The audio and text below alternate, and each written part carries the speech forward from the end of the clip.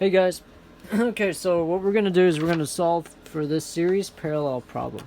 This is a problem they've given us, and all they've given us is a total volts, resistance 1, 2, 3, 4, and 5. And then what we're going to do, as you notice, resistance 1 and 2 are in series, resistance 3, 4, and 5 are in parallel.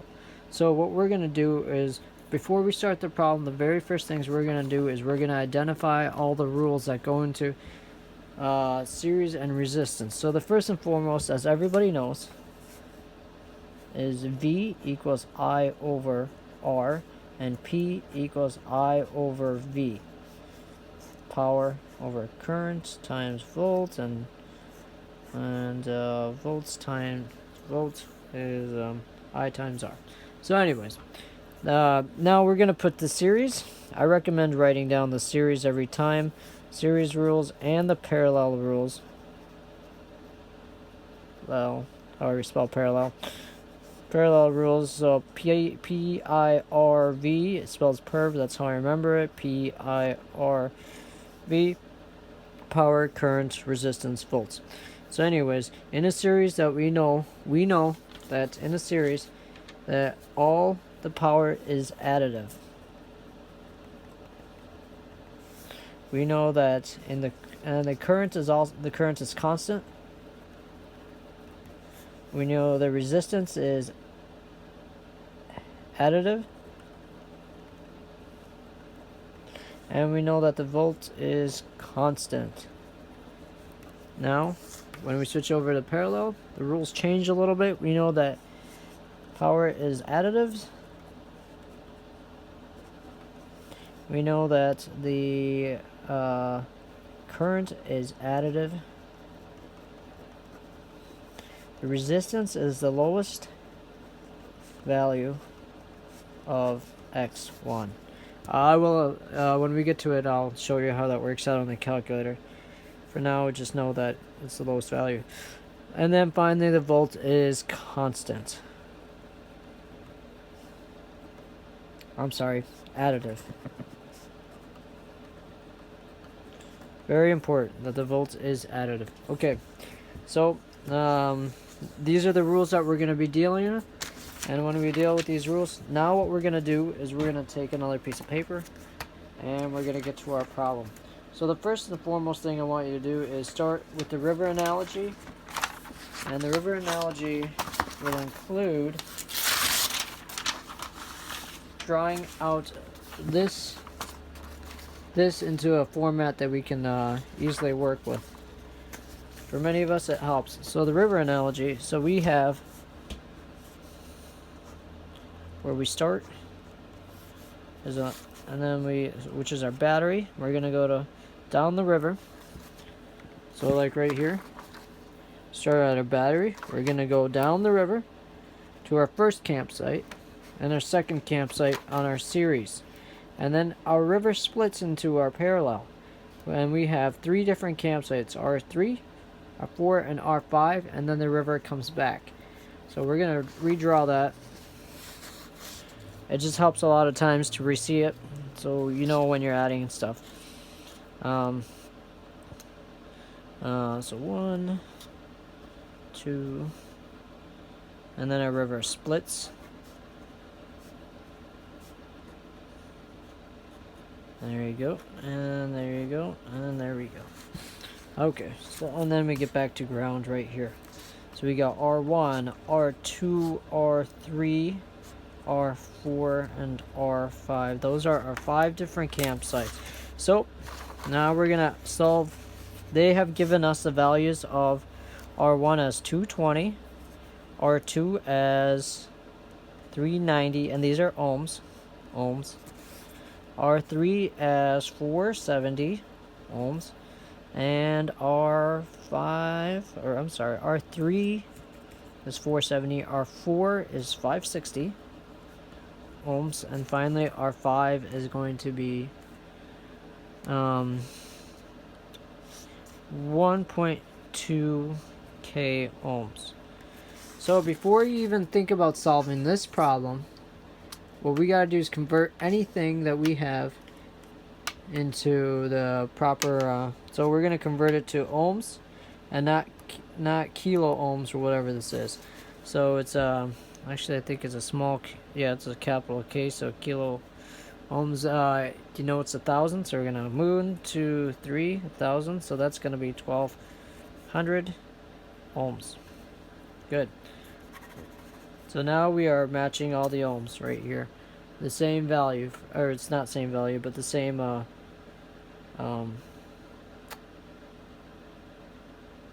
I can't think of the word. Anyways, we're being consistent with this. We're using the same consistency. So, okay. So now that we have the ohms, now what we're gonna do is we're gonna solve. We're gonna use our rules in series, because what we want to do is first we want to add all the series up before we solve for the parallel. So we're gonna add resistance 220 plus 390 equals 610 ohms. Okay, and now we have another series right here that we can take, and so we're gonna go 470 plus 560 is gonna equal 130 ohms. The reason why we're doing this is because we're gonna go for the total resistance.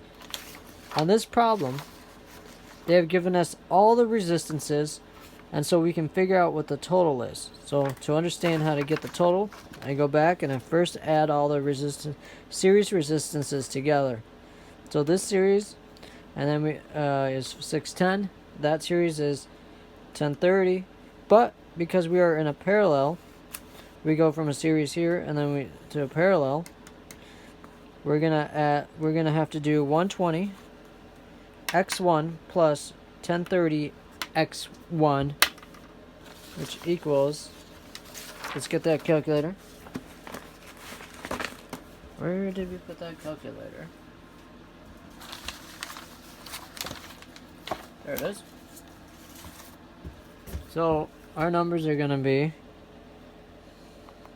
120 over x1 plus 1030 x1 equals 0.0018047207, and then we're going to go x1 over that. It's going to be 123.123.600 divided by 223, and then that's going to give us our lowest value of x1, 554. So that's going to give us this value right here, 554 ohms. And so we're basically taking all three of these resistances, and we have found, not sure why that would be 554.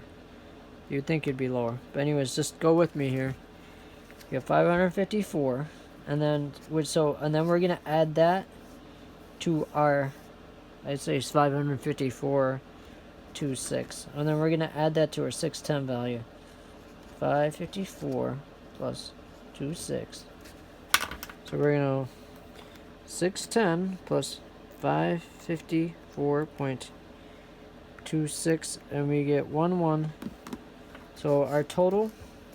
So before, I apologize. What we should have done is on the back of this.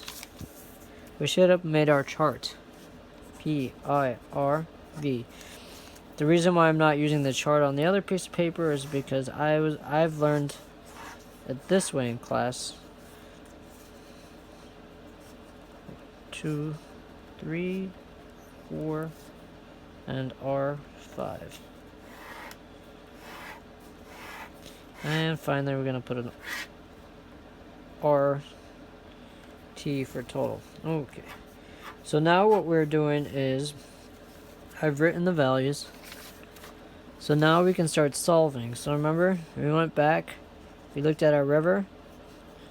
We had 220 for R1, 390 for R2, 470 for R3, R4 we had 560, and R5 we was 1200. So we came out with 1164 0.26. The river analogy gives us an idea of what is in series and what is not in series, so we can apply the rules of series and parallels when we're trying to figure out what the total resistance is.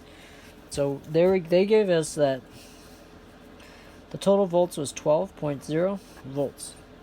And so we know that in our rules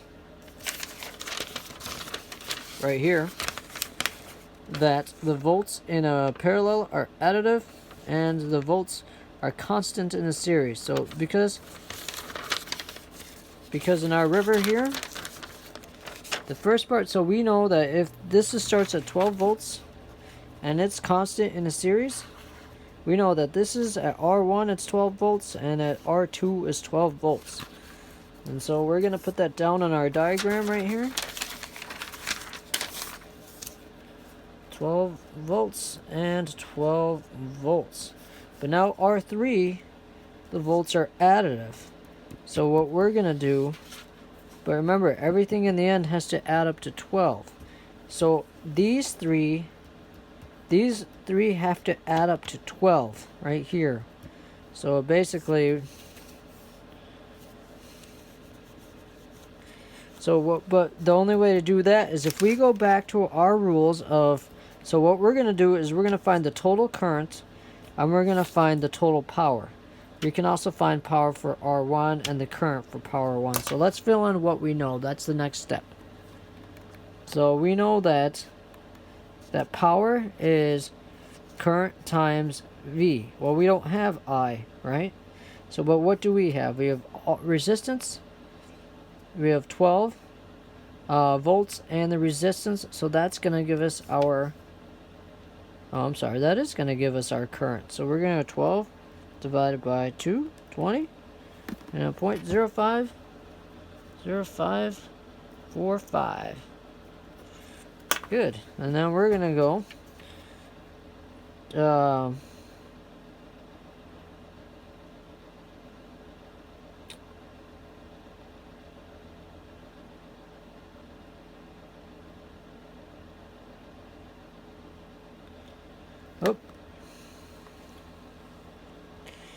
You know, I don't think that's right. Our current is constant.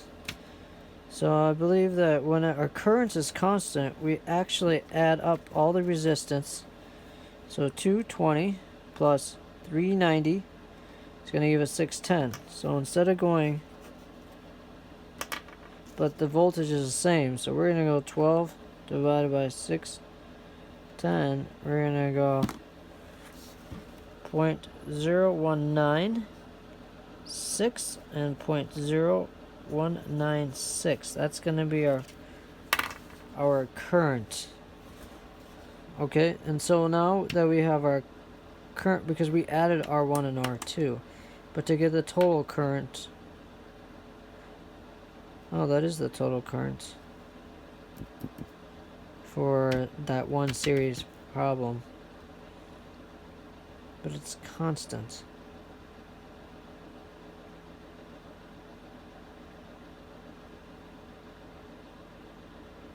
Huh. Well, let's see if we can try this.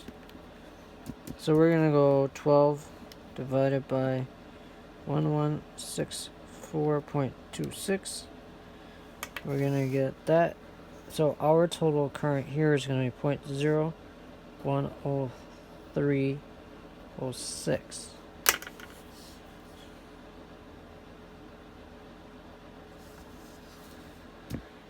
Guys, we're going to have to revise this and try it again. Sorry about the bad recording.